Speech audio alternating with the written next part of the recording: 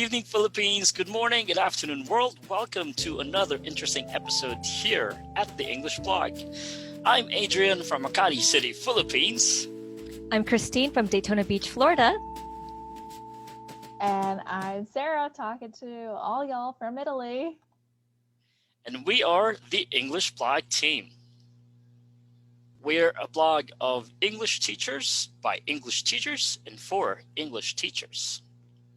Today you're watching Season 4, Episode 5 of the English Vlog. We are going to talk about creating a virtual space.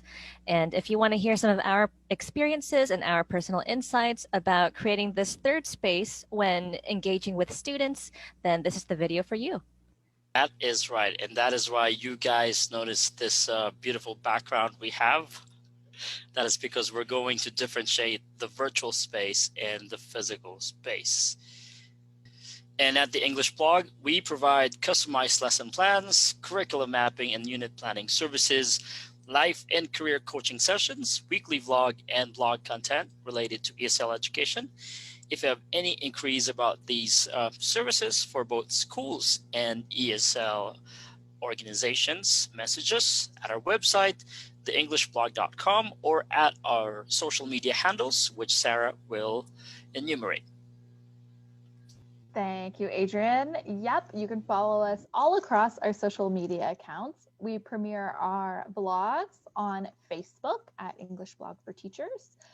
Or you can also listen to them if you are in Mindanao on 90.5 Good Vibes FM. We're also on LinkedIn, Twitter, YouTube, and you can find us across all those platforms. Please like, follow, share, subscribe, and most importantly, talk to us. Let us know how online teaching is going for you. We're going to have kind of a sort of philosophical talk today about what is a virtual space. And I would love to have your input on what you think a virtual space is, what you think we can do with a virtual space, and how you're trying to push through and work with it through COVID. So please talk to us across our platforms. We want to hear from you, and we are here for you. All right, guys, let's hit the ground running. What is a virtual space? Yeah, so a virtual space is an idea that I've been thinking a lot about throughout this pandemic, both as a teacher and a student. And as Adrian mentioned, we have our lovely background today that is helping to create a virtual space. We're all on different continents, but here we are in a field of wheat all together on Zoom. And that's what we're going to be talking about today. So a virtual space, and I want to be clear that it's not exactly a digital classroom. Hopefully your digital classroom also becomes a virtual space, but we'll talk more about throughout the show. But a virtual space is basically you want to make a third space. So usually teacher and students are together in the physical classroom. That's the space that we usually have for teaching. But because of this pandemic, we can't do that. So we need a third space that's not the classroom, but also isn't everybody's individual bedrooms and their desk. You need to make a new space where you can all be together, but it's extremely tricky because obviously it cannot be a physical space. It's got to be virtual if you cannot go to the classroom. And so that's what we're going to be talking about today. And I want to be really clear that it's not just teaching online. It's not just how to set up a Zoom call as a classroom. It's a way of thinking about what you're doing, that your job hasn't changed. You're still trying to teach people. You're still trying to connect people with the ideas. But what has changed is the space you're going to do it and the methods you can use within that space. What are the similarities and differences between the virtual space and the physical classroom? So I'm going to give you 3 similarities and 5 differences. And you guys who are watching us right now, please do share with us what other similarities and differences that you see between the virtual space and the physical space. So here goes the list of 3 similarities. First is same teacher and students. 2, giving and receiving feedback happens in both environments. 3, both require students to manage their time wisely, and of course the teacher as well. Now, here's a list of 5 differences. Number 1, the topic has to be considered in relation to the props and materials to be used in the lesson. This is in the perspective of the teacher. 2, students may be less engaged, and because they may be busy doing something else that's not seen by the teacher. 3, there could be more work for both teachers and students, depending on the tasks given and required. So here in the Philippines, what I've seen in social media is that it's actually the parents who are doing the homework of the students. And for them, that's a lot of work because they're already working full-time. They could also be working from home. And then the teachers sometimes, some of the social media posts I've seen saying parents are complaining because the teachers are sending something even after class hours. So that's additional work not only for the students, but for the parents who are doing the project and the homework as well. Number 4, online learning has synchronous and asynchronous learning. Synchronous is all at the same time, and asynchronous is it could happen at different times, but could possibly be the same lesson. 5, social interactions are of course different in an online learning environment, and of course you don't see the water cooler conversations that doesn't happen online, and the chit chats or other stuff. Even the exams actually can be tricky because you don't know if they're actually cheating, right? So those are the similarities and differences that I have seen. And again, if you see any other similarities and differences, please do share with us in the comment section. So why shouldn't you try to replicate the physical classroom in the virtual space? Well, the quick and easy answer for that is because it's impossible. Simply put, virtual reality does not equal physical reality, and it never will. Instead of replicating the physical classroom or the physical space, try to find activities that work well for a virtual space. In fact, you can use the virtual space to your advantage and try doing things that you can't do in a physical classroom. So instead of having this mindset of, oh, I need to replicate the physical classroom as much as possible, ask yourself, what can I do in this third space that I can't do in a physical setting? Examples. And I know that you don't want to be hung up on Zoom or these online things to create this third space, but you want to do things and use this virtual space to your advantage, like have breakout rooms. An advantage of that you don't have in the physical classroom is that you don't have distractions from other small groups, and you can better focus on the task at hand. And that's something that people overlook. They think, oh, it's a breakout room, we're on Zoom, we can't do the same things that we can do in the physical classroom, but we'll make do. But instead of having that mindset, think of it as an opportunity. Oh, I can meet in a breakout room, I can have my students meet in this kind of setup, and there are lots of advantages that come with it.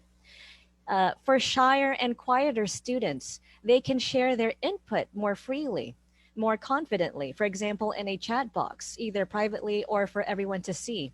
So students who would not speak in a physical classroom normally feel like they have more confidence and I guess more space to speak out and share their thoughts and opinions on something. So that's another advantage of having this other space.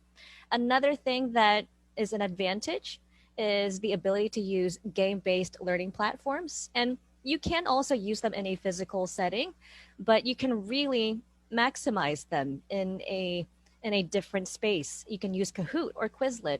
And I know that platforms like Quizlet are used by individual students to study for a quiz or a test, but they can also be used by the class as a whole. And there are lots of fun activities and games that you can use. So I guess it's just about flipping your mindset. Instead of thinking, oh, I can't have a physical classroom, what am I going to do?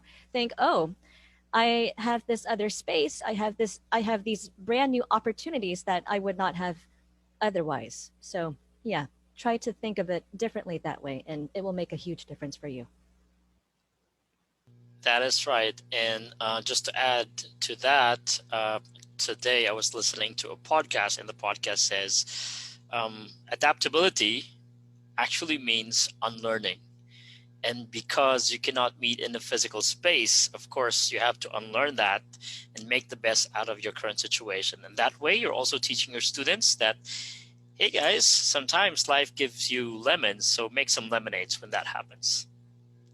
What are some of the challenges of a virtual space in building a virtual space?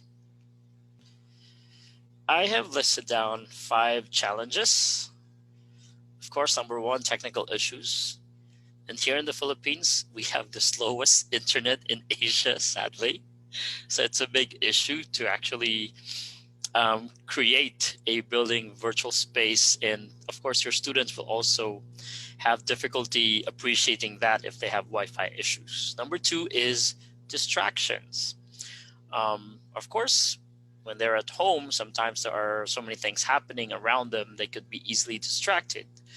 Three, it's harder for students to stay motivated, and it could be harder for them even to stay committed in the long haul. Four, lack of personal interaction can actually cause cabin fever, which increases stress. And number five, adapting to unfamiliar technology. And I'm saying this to the teachers of my generation, the seniors, the Generation X, and beyond that generation. It's really difficult for us to actually adapt in the new technology that's out there. But that's part of us being teachers, being lifelong learners. We are compelled to adapt as well as to be flexible to adjust to new technology. How can you and your students navigate the space? In a physical classroom, which again you don't really want to replicate because you want to create something new and change your mindset about this virtual space. In a physical classroom or in any physical space, really, there are lots of expectations that are explicitly stated, but then there are also many implicit expectations, ones that you don't really need to go over, maybe because they have already learned these expectations elsewhere, or they already have an inherent understanding of them because they're already familiar with the physical world. So you just don't need to go over them. They're implicit. That's not quite the case in a virtual space. It's a new space for a lot of people. And as Adrian said, there are certain generations that are not as familiar with the virtual world, and so it's harder for them to navigate these things. So it's really important to clearly outline desired behavior if you're a teacher. And maybe some implicit expectations in this space would be little things like keeping eye contact on camera or ensuring that your area around you is clean and organized so that you don't get distracted and you don't distract the others who are in that environment with you. And then maybe more explicit ones that you might want to make more clearly so that people can more easily navigate this space are things like muting your microphone when someone else is speaking, or yeah, you don't want to speak over each other or accidentally interrupt someone. Turn on the camera when somebody else is speaking to show that you're present and that you're engaging with the people in that space. Anytime you're in this third space, there are things that you might want to explicitly state because people simply are not as familiar with these expectations as they would be in a physical space. And for explicit expectations, you can outline them on a syllabus if you're a teacher. For maybe the implicit ones, you can briefly remind students of them, but if they do things that maybe make you a little bit uncomfortable or you want them to change, just be forgiving because again, we're not all that familiar with this new space and you have to be a little bit patient and forgiving with people. So please take those things into account. Um, yeah, just like Christine was saying, sometimes I think that these expectations that maybe the teacher and the students have two different expectations, can cause a lot of the challenges or the conflict in online learning and making a virtual space. Like in Adrian's example of the parents mad they're getting work after hours, it's because I think there are two different conceptions of the virtual space. The teacher, it conceives of this space as always open. We're in a virtual classroom, the door is always open. It's office hours. I'm in my office. I'm sending my emails. I'm working. Whereas the parents are expecting a space that more mirrors the familiar school space. Would you ever send? No, you would never give your kids homework at 7:30 p.m. because one, they would be in their house, and two, you'd be giving them a worksheet and you're not in their house. So that kind of conflict, I think, comes when people have two different expectations of what this space is. And as Christine said, it's really important to be really clear about where the space is, when the space is, and how you're going to act within it, because it's a totally new social setup. We don't normally spend all these hours in a day talking to other faces on the computer. So it's no wonder that we're all kind of unsure of exactly how to navigate this. Yep, I love that comment. Thank you for clarifying that. That's very important. So teachers, listen, okay? We're all learning here. What can you do in the virtual space? So what can you do in the virtual space? There is so much you can do and lots of things you can do differently. So I want to give you some ideas that are for teachers who are classroom teachers and don't have the technological skills. You're not a web designer. You're not here to create virtual reality for your students. You're just here to make your classes a little bit better, a little bit nicer, and a little more collective. So I'm going to give you some tools and ideas that already exist in the world that you can just add to your classes. No one's going to make a perfect virtual world, but hopefully you can add a little bit here and there so that it feels better to you and your students. So the first one you may already know about, it's the Microsoft Teams Together mode. Zoom does not have this feature, but Microsoft Teams has a great feature where you can view everybody all at once in a little fake classroom. It's great for speaking. It's hard as a teacher to speak and not see your students. So this is a way that makes it feel a little bit more familiar.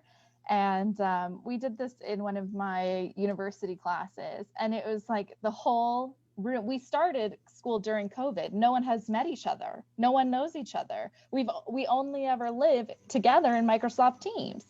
And so to see us all there together for the first time in a little fake auditorium, there was a collective swell of just happiness and a feeling of togetherness, which I think really has something so simple has had a real effect on how I view my Microsoft Teams classes now, knowing that I'm sitting there in a little class and my teacher's looking at me and I'm sitting next to so-and-so virtually. It does change the way you think about it. I have mentioned some of these games on a previous blog and in a blog post. If you want to know more about them or how they work, let me know and we can do a video on that. These are interactive multiplayer games that you can all play together online. So the first one is Scribble, and it's basically live Pictionary. I really like it because you can have a private room. And so you can make a room for you and your students. Unfortunately, the maximum is 12. So if you've got more than 12, you have to do it in groups or have someone else running another room. I really like it because, as I said, you can make it private. So it's very safe for children. You can't just have random people come in if you don't want them to. And you can set your own word list. So you can practice. It's great for practicing vocabulary, and the kids really like it because it feels just like Pictionary. It is Pictionary. Everybody can see the screen. It's simultaneous. You can see the little person drawing, and it functions really exactly like Pictionary would in your classroom. Plus, it's a game, and everybody can make their own little avatar, which makes them feel personalized. So that's a nice one. The other one I recommend is playingcards.io. This one is basically just a card table, and you can play all kinds of games. They have some presets, Go Fish, matching, but you can also make your own games. So this is a great idea for projects too. You can have students create their own games, write their own rules, work together in little breakout rooms to make their game. You guys can play it together. I think it has I can't remember what the maximum is. I think it's more than 12 though, because besides doing this with my students, I do this with my friends and family back in the United States, and we play board games together, and it's very fun. So yeah, it's really open, free. You can do whatever you want. The other game I recommend is Battleship. It's just 2 players though. And in this game, it's really, really good for young learners and beginners when you're practicing letters and numbers, or just a really quick break reset. It's really great for just taking, I don't know, 90 seconds, 2 minutes max to just clear your brain, play a little game, and be together. Again, it's simultaneous, and it can be really exciting when somebody lands on your ship and it makes a little explosion sound, and it's fun. It's playing together. So hopefully those are some simple, fun games that you can integrate really easily into your class to make it feel a little bit more together. If you want to see more about that, please let us know in the comments and we can arrange that. I have some things that you can do in an asynchronous setting. And asynchronous means not at the same time. And kind of similar also to what Sarah said. She was talking about games, like this drawing game, and fun things that you can do together. And I want to talk about gamification, because that's also something that you can do in an asynchronous virtual setting. So gamification, it's not simply playing games, though it can involve game playing. It really is about leveraging game mechanics. So it can involve using rewards, points, competition, really things to motivate people. And in everyday life, we have gamification. Like companies use gamification with us in the form of rewards points and whatnot. So you can also use gamification and find ways to motivate students. Try to make them beat a personal goal or something, or have teams beat other teams and rack up as many points as they can. So just be creative. It's definitely possible. You can also do asynchronous group work. And as difficult and challenging as it sounds, it's actually super effective and super possible. And for a practical example, you can have a group read an article together, and each person is responsible for a certain subtopic when writing a collaborative report on, for example, Google Docs. And it sounds very challenging having groups work together when students haven't even seen each other face to face, either physically or via Zoom, but it's totally possible. And that's kind of the reality we live in anyway, where people are working asynchronously. They don't see each other face to face. They're part of the same company, part of the same team, yet they have to work together and propel their mission forward as a company. So why not start now and have them work together collaboratively as students within teams, even in an asynchronous group setting? And then the third one I have is post videos of yourself. Make students post videos of themselves. And maybe I don't have fancy websites like Sarah does, but this can still be done. Everyone gets a better feel of who the teacher and the students are in class. It increases the likelihood of developing the sense of community, just like this Microsoft Workspace, but it does it in a somewhat different way. And you can do this on websites like Canvas if you have access to that, Edmodo, even a group chat. There are really many creative ways that you can develop this sense of community, even in an asynchronous group setting. So, again, be creative, see what you can do, and see this as an opportunity to try something new. And you might be surprised. It might just work really well for you. Great. Thank you so much, ladies, for sharing those tips in maximizing the virtual space in the online classes. I'm so happy to be in a virtual space with the English blog with you two. Me Same too. here, Sarah. You guys don't forget that at the English blog, we provide customized lesson plans, curriculum mapping, and unit planning services, life and career coaching sessions, weekly blog, and blog content related to ESL education. And for more information, send us a message at www.theenglishblog.com or at our social media handles. Yep, let's connect in all the different virtual spaces. You can reach us on Facebook at English Blog for Teachers. Our website, which is, as Adrian said, is www.theenglishblog.com. And Twitter, the English Blog 1, Instagram, the English Blog, LinkedIn, and YouTube, where we post our blogs after they premiere on Facebook. You can also listen to us at 90.5 Good Vibes FM if you are in Mindanao. So thank you so much for connecting with us and talking with us. We love to hear from you, so please reach out. All right, so until next time, guys, in the meantime, keep learning, stay healthy and happy. Okay. And once again, my name is Adrian from Makati City, Philippines. I'm Christine from Daytona Beach, Florida in the States. And I'm Sarah, an American in Italy. And we are the English Blog team. For now, keep learning, stay healthy and happy. Until next time, bye. Bye. Bye. Thank you.